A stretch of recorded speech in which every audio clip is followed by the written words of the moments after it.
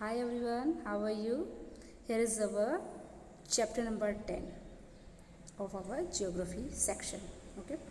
In this chapter, we should learn about our first topic is Earth's sphere.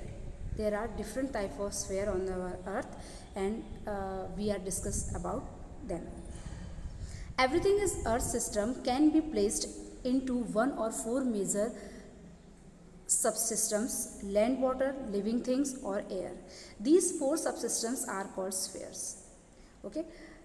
हमारे अर्थ पर सब systems यानी कि लैंड भी है, वाटर भी है, लिविंग थिंग्स भी रहते हैं और हवा जो बहुत ज़्यादा ज़रूरी है, इसे ही स्फीयर्स का नाम दिया गया है.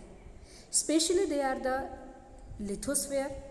Lithosphere means land, hydrosphere it means water, and the biosphere it means living things, and the atmosphere it means air. So हमारे अर्थ पर फोर तरह के लेयर्स हैं, फोर तरह के स्फीयर्स हैं जिससे हमारी अर्थ प्रोसेस करती रहती है. वो प्रोसेस हमारे अर्थ पर चलते रहते हैं. बहुत ईजी है समझना, ध्यान से समझिए. First is lithosphere, second is hydrosphere, then biosphere and then atmosphere. Okay सब क्या समझ लेना है? Land, water, living things and air. Okay four sphere समझने हैं. क्या समझना है आपको को? लैंड, वाटर, लिविंग ऑर्गेनिज्म और atmosphere. Lithosphere, hydrosphere, biosphere and atmosphere. Okay each of these four spheres can be further divided into subsphere. और ये फोर स्फीयर्स हैं, इन्हीं को ही बहुत सारे पार्ट में डिवाइड करके स्टडी के लिए डिवाइड किया गया है. So our first is here the lithosphere. Okay the lithosphere contain all of cold hard solid land of the planet crust. हमारे सरफेस पर हमारी क्रस्ट की बात हमने लास्ट 9 नंबर के चैप्टर में करी थी. ओके क्रस्ट यानी कि अर्थ का ऊपर का हिस्सा जो मिट्टी, रेती और पत्थरों से बना हुआ है. ओके तो वही लिथोस्फीयर है, आप उसे लिथोस्फीयर भी कह सकते हैं. कंटेन लिथोस्फीयर में क्या होता है?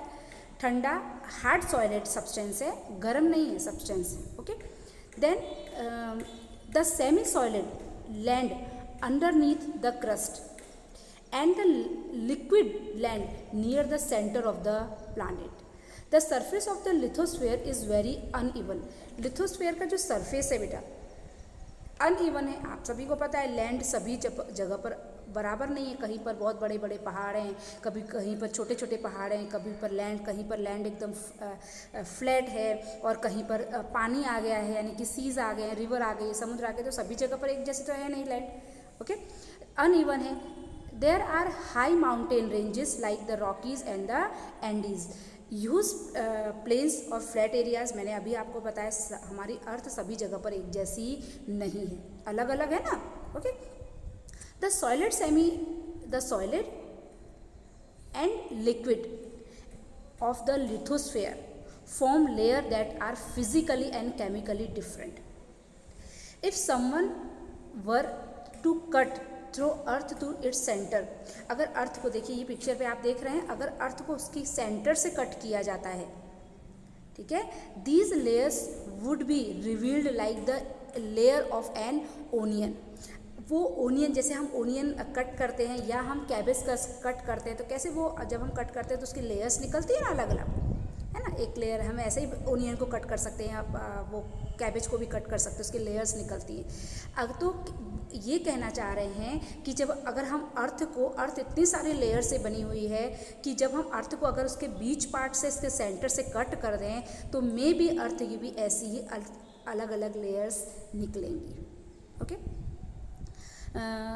The outermost layer of the lithosphere consist of loose soil rich in nutrition, oxygen and silicon. ठीक है, आपको पता है कि जो भी उसकी आउटर मोस्ट लेयर है, वो लिथोस्फीयर की जो लेयर है हमारी, उसमें बहुत सारे मिनरल्स, विटामिन्स, ऑक्सीजन है, सिलिकॉन्स हैं, ठीक है, मिनरल्स हैं उसमें जो हम यूज़ करते हैं. देन ऑक्सीजन है, सिलिकॉन है। नेक्स्ट इधर thick semi solid mental of the oxygen, ये सब चीज़ें हम पढ़ चुके हैं। तो सबसे पहले लिथोस्फीयर है ना, क्रस्ट है, फिर लिथोस्फीयर है, फिर मेंटल है, फिर कोर है। तो वो किन किन चीज़ों से बने हुए हैं वो आपको यहाँ पर बताया गया है। Okay, then below that a liquid outer core of a nickel and iron.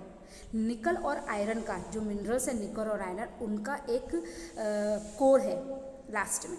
At the centre of the earth is a solid inner core in a nickel and iron. Last में जो एकदम लास्ट का inner core है ना, वो किस चीज़ से बना हुआ है, निकल और आयरन से।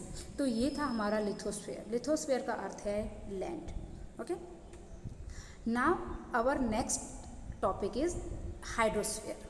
Hydrosphere, the hydrosphere contain all the solid, liquid and gaseous water of the planets. planets में हमारे अर्थ planets में जितना भी पानी है वो सब हाइड्रोस्फीयर के अंदर आता है। It ranges from 10 to 20 kilometer in thickness. The hydrosphere extends from Earth's surface downward several kilometers into the lithosphere and upward the about 12 kilometer into the atmosphere. Okay, clear? A small portion of the water in the hydrosphere is fresh. Small portion, अभी इससे पहले भी मैं बहुत बार आपको बता चुकी हूँ कि हमारे अर्थ पर जितना भी पानी है पीने लायक, वो फ्रेश वाटर बहुत कम है, सॉल्टी वाटर सारा समुद्र से, सी वाटर बहुत सारा है, लॉट ऑफ सी वाटर है, ओशियन वाटर है। और आपको पता है कि वो समुद्र का पानी, दरिया का पानी खारा होता है, हम उसे किसी भी यूज़ में नहीं ले सकते, है ना। तो पीने लायक जो पानी है, यानी कि प्योर है, जो पीने लायक ड्रिंकिंग वाटर है, वो बहुत कम क्वांटिटी में हमारी अर्थ पर है, अ स्मॉल पोर्शन है। ओके, नॉन सॉल्टी, बाकी पूरा पानी सॉल्टी है। Okay, this water flows as precipitation from the atmosphere down to the earth's surface as river and stream along earth's surface as a groundwater beneath earth's surface. Okay, most of the earth water is frozen. अर्थ पर बहुत सारे हिस्से ऐसे हैं, हमने 6th standard में भी मैंने आपको बताया था कि जब अर्थ के जो 2 पोल्स हैं, यानी कि नॉर्दर्न पोल एंड साउथर्न पोल, एकदम ऊपर जहाँ पर सन रेजेस नहीं पड़ती हैं, बहुत कम पड़ती हैं, और एकदम साउथ का एकदम लास्ट वाला हिस्सा जहाँ पर सन रेजेस बहुत कम पड़ती हैं। ठीक है, तो उनसे क्या होता है कि सन रेजेस बहुत कम पड़ती हैं तो क्या होता है कि वो जो बर्फ़ जमी हुई है, वो बर्फ़ जो जमी हुई है वो पिघलती नहीं है। ठीक है, तो अर्थ के बहुत सारे हिस्से पर फ्रोज़न चीज़ें, फ्रोज़न का मतलब बर्फ़ जमी हुई है, तो वहाँ से भी पानी मिलने का तो कोई वो ही नहीं है, क्योंकि वो मेल्ट ही नहीं होता। वाई? बिकॉज सन रेजेस उस पर पड़ती ही नहीं है। ठीक है, तो नेक्स्ट जो यहाँ पे आपको ये भी बताया गया है बेटा कि 97% of earth water is salty. 97 कितना? 97% पानी, सो 100% में से 97% तो सॉल्टी वाटर है। सिर्फ 3% पानी ऐसा बचा है जो पीने लायक, और उसमें भी अब तो 2% बचा होगा, क्योंकि बहुत ज़्यादा वाटर पॉल्यूशन फैल चुका है। ठीक है, the salty water collect in deep valleys along earth surface. Salty water कहाँ कलेक्ट हो जाता है? डीप वैलीज में। These large collection of salty water are referred to an ocean, और फिर ओशन में कन्वर्ट हो जाता है। Water near the poles is very cold while water near the equator is very warm. Same चीज़ है, आपको पता है कि पोल्स के आसपास हमेशा क्या होता है? फ्रीज जैसा एटमॉस्फेयर होता है, क्योंकि बर्फ़ जमी रहती है, सन रेजेस नहीं पड़ती हैं, तो वहाँ का पानी कैसा रहेगा? हमेशा ठंडा रहेगा, एकदम ठंडा। ओके, आइसी चिल्ड वाटर। ओके, और जो इक्वेटर के जो, यानी कि अर्थ के जो बीच का सरफेस है, वहाँ तो सन रेजेस डायरेक्ट पड़ रही है, अच्छी खासी धूप आती है, तो वहाँ का पानी कैसा रहेगा? वार्म रहेगा। Okay, now we are talking about biosphere. Okay, biosphere contain all the planets living things.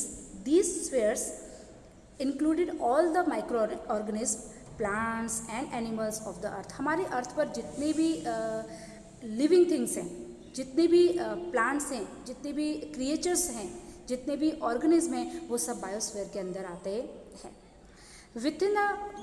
within the biosphere living things from ecological communities based on the physical surrounding of an area. These communities are referred to as biomass. Desert, grassland and tropic of rainforest are 3 of the many types of biomes that exist within a biosphere. हमारी biosphere भी सभी जगह पर एक नहीं है। ठीक है, कहीं पर बहुत सारे जंगल हैं, कहीं पर एनिमल्स रहते हैं, कहीं पर ह्यूमन बीइंग रहते हैं, ठीक है। तो हमारी बायोस्फीयर, बायोमास जिसे हम शॉर्ट में कह सकते हैं, वो इन सब चीज़ों से बनी हुई है, ओके। क्या क्या है इसमें? लिविंग थिंग्स, प्लानट्स में जितने भी प्लांट्स है ना, हमारा जो प्लानट है अर्थ, उस पर जितने भी लिविंग थिंग्स हैं वो, फिर एनिमल्स हैं वो, और प्लांट्स हैं वो, और सारे माइक्रो ऑर्गेनिज्म यानी कि छोटी छोटी हर एक चीज़, वो सब बायोस्फीयर के अंदर आती है। Now our last is atmosphere, okay.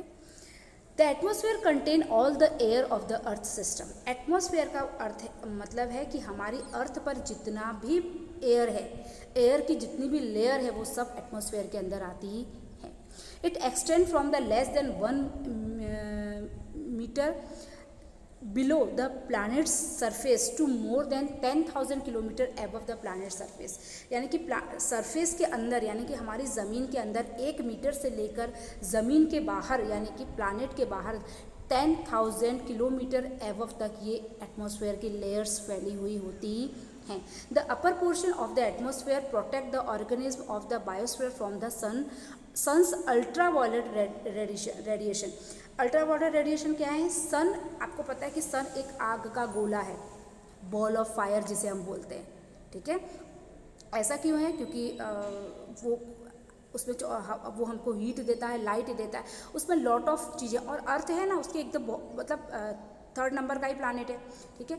तो बहुत ज़्यादा सन की जो बहुत ज़्यादा रेजेज है, यानी कि बहुत ज़्यादा गर्मी है, वो लिविंग ऑर्गेनिज्म के लिए, ह्यूमन बीइंग के लिए खतरा हो सकती है, ठीक है। तो अर्थ की जो एटमॉस्फेयर है बेटा, जो अलग अलग गैसेस की जो लेयर चढ़ी हुई है, यानी कि जो एटमॉस्फेयर की लेयर चढ़ी हुई है अर्थ के ऊपर, वो हमें सन की खतरनाक अल्ट्रावायलेट रेडिएशन रेजेस से बचाती है। अगर वो सोचो कि अगर वो एटमॉस्फेयर की लेयर, अर्थ गैसेस की लेयर अर्थ के ऊपर नहीं होगी, तो हम लोग अर्थ पर सन की जो रेजेस है उसके कारण ही हम लोग जल सकते हैं, ओके। तो हम लोग ज़िंदा नहीं रह सकते। यही कारण है कि एटमॉस्फेयर ने हमें बचा के रखा हुआ है। सन की जो रेजेस हैं बहुत ख़तरनाक होती हैं उसकी रेजेस, उनसे अल्ट्रावायलेट रेजेस जिसे हम कहते हैं, उनसे हमें रेडिएशन से बचा के रखा हुआ है। It also observe and admit heat. वो जो सन की जो खतरनाक बहुत ज़्यादा वाली गर्मी होती है ना, उसको ऑब्जर्व कर लेती है एटमॉस्फेयर, और हम तक नहीं पहुंचने देती, जितनी ज़रूरत है उतना ही पहुंचने देती हैं। When air temperature is the lower portion of the surface changes weather occur, ठीक है। जब एटमॉस्फेयर होता है उसकी कम ज़्यादा होता है, कभी अभी गर्मी का सीजन चल रहा है, ठीक है, तो गर्मी चल रहा है तो क्या है कि बहुत ज़्यादा सनरेजेस मिल रही है, फिर ठंडी आ जाएगी, तो एटमॉस्फेयर में जो चेंजेस होते रहते हैं उसके कारण ही हमारे वेदर में भी चेंजेस दिखाई देते हैं। As air in the lower atmosphere is heated और कोल्ड। जब एयर लोअर एटमॉस्फेयर में होती है, ठीक है, लोअर एटमॉस्फेयर में होती है तो ठंडी होती है, और हायर में होती है तो गर्मी महसूस करते हैं हम लोग। The result can be as simple as a breeze और a complex of a tornado. यानी कि जो एटमॉस्फेयर है वो टॉर्नेडो की जैसे घूमता ही रहता है, चलता ही रहता है हमारे अर्थ के चारों तरफ। तो उसमें जब वो एयर है वो कभी लोअर में होती है तो ठंडा का सीजन हो जाता है ना, और फिर जब हायर में आ जाती है तो गर्मी हो जाती है। तो इस तरह से जो एटमॉस्फेयर है हमारे अर्थ पर चेंज होते रहते हैं, ठीक है। तो ये हमारी अर्थ के 4 एटमॉस्फेयर थे, 4 स्फेयर्स थे जो हमने स्टडी किए। कौन कौन से किए? सबसे पहले हमने पढ़ा लिथोस्फेयर, लिथोस्फेयर के बाद हमने पढ़ा हाइड्रोस्फेयर, हाइड्रोस्फेयर के बाद हमने पढ़ा बायोस्फेयर एंड देन एटमॉस्फेयर। हमारी अर्थ के ये बहुत ज़्यादा इम्पोर्टेंट स्फेयर्स हैं जिसके कारण हमारी अर्थ पर डिफरेंट टाइप ऑफ प्रोसेस होते रहते हैं और अर्थ के बारे में हम बहुत डीपली जान सकते हैं। आई होप जितनी बातें हमने इस टॉपिक पे इस वीडियो में डिस्कस करी वो सभी को समझ में आई होंगी। नेक्स्ट वीडियो में नेक्स्ट टॉपिक के साथ मिलेंगे। Till then bye bye.